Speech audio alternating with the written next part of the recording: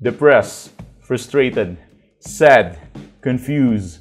You want answer. Let's talk. Give me a message sa page ko sa Philippine Dating Coach and you can have one-on-one coaching with Coach Baze, your dating coach and psychologist. Just please subscribe to my channel and hit the bell button. Well, as far as I know, quitting is not our idea as a human being. We always want to strive for greatness, we always want to strive for success, and we always strive for victory. And those things are our obsessions. So, nagiging obsessed tayo sa mga bagay na ganun. And we thought the same shit can apply pagdating sa breakup.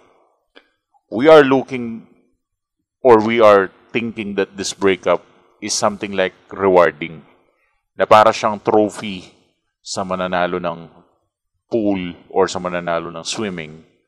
Para siyang trophy sa mananalo ng table tennis, something like that. Or, para siyang gold medal sa mananalo ng basketball or something like that. Para siyang sa sports, di ba? Or we are thinking na something like valuable talaga to, na para siyang pera.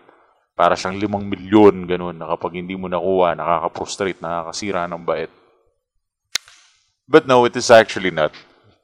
There are times that we forgot that our relationship is too pathetic. Diba? Sobrang pathetic ng relationship. It is the worst thing that ever happened to you. And the worst part is kapag pinagpalit ka na sa iba. Nakahanap na ng ibang ipapalit sa'yo. Pinrofile na niya, di ba? Nabalitaan mo na sa iba na nag-live-in na sila or something like that. So what should you do right now? Siyempre, ang gusto mo sanang gawin ngayon is magkaroon ng peace of mind at makalimutan siya, pero hindi mo kayang gawin. Why? Kasi meron kang same application na akala mo same din siya sa sitwasyon na meron ka.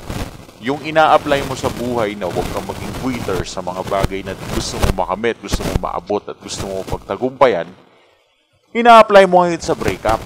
Dahil nabalitaan mo meron siyang bago, lalo kang nagiging competitive, lalo mong gustong manalo, lalong gusto mong magwagay, lalong gusto mong makuha yung ex mo, gusto mong makuha yung attention niya, gusto mong mahalin ka niya ng buong buo.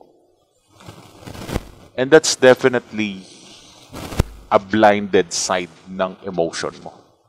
So sa madaling salita, your brain lies to you. Nagsisinungaling na yung utak mo sa'yo. Akala niya, yung breakup, kompetisyon, na kailangan, dahil may bago na yung ex mo, ikaw pa rin dapat ang mahal ng ex mo, ikaw pa rin yung love ng ex mo, ikaw pa rin yung gusto ng ex mo. Guy! And because of that insecurity, it kills you the most. It kills you so much, lalo na kapag ini-imagine mo na masaya na sila, pinoprofile na nila isa't isa, nagchuchuber-chubera na sila kung ano-ano na ginagawa nila. And now you are becoming confused, you are becoming hateful, you are becoming pathetic, you are becoming more and more emotional. Parang wala ka ng value sa sarili, you feel you lost. Which is not true. Ang nangyayari lang, ina-apply mo lang yung same spirit dun sa survival mode ng buhay mo. Dun sa breakup situation. Now, you are becoming victim of your own brain because you believe that lies. That is why I'm here. I'm just telling you the truth. Don't believe your lies. Huwag ka maniwala sa sarili mong kasinungalingan. Imbis na isipin mo na i-dispose na ang relasyon na para kang merong gamit na kailangan ng i-dispose. Halimbawa, meron kang cellphone na luma na nung nabili mo ba noong 2011 tapos parang basura na yung dating. Then what you need to do is just to dispose that cellphone. Pero sasabihin ko sa iyo yung totoo. Baka mas may pakinabang pa yung cellphone na yan kaysa sa ex mo. Kasi ang cellphone na yan, kahit papano, pwede mo pang ibenta kahit halagang 20 o 50 pesos lang. Samantalang ex mo, wala ng value, pinapalala na lang, pinapasakit na lang yung ulo mo tuwing naaalala mo siya. And that's how it works. You need to learn how to dispose those things that which are not actually necessary to your life. And that's what we call maturity. Ano gagawin natin? May iba na siyang mahal. Ano gagawin natin? May gusto na siyang iba. Ano gagawin natin? Rebound man yun, nandun na sila. But I don't know what to do. But what I want you to do is just to dispose that relationship as long as you can, as much as you can. Dispose that relationship and do not dwell on it. Is it hard? Mahirap ba yung ina-advise ko? Of course it's hard kasi mahal mo siya. But who cares? Who gives a damn? That's how it works. Huwag mong i-apply yung same characteristics mo sa mga competition. Huwag mong i-apply yung same characteristic mo sa trabaho.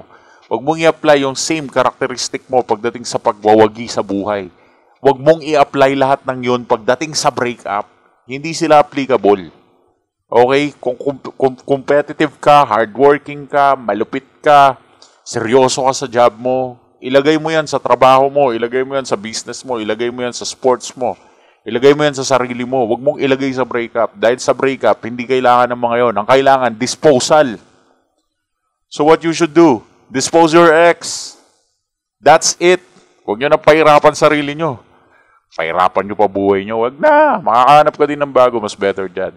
But if you are still thinking if you can get your ex back, or kung rebound lang ba yung bago niyang relationship, you should ask a professional.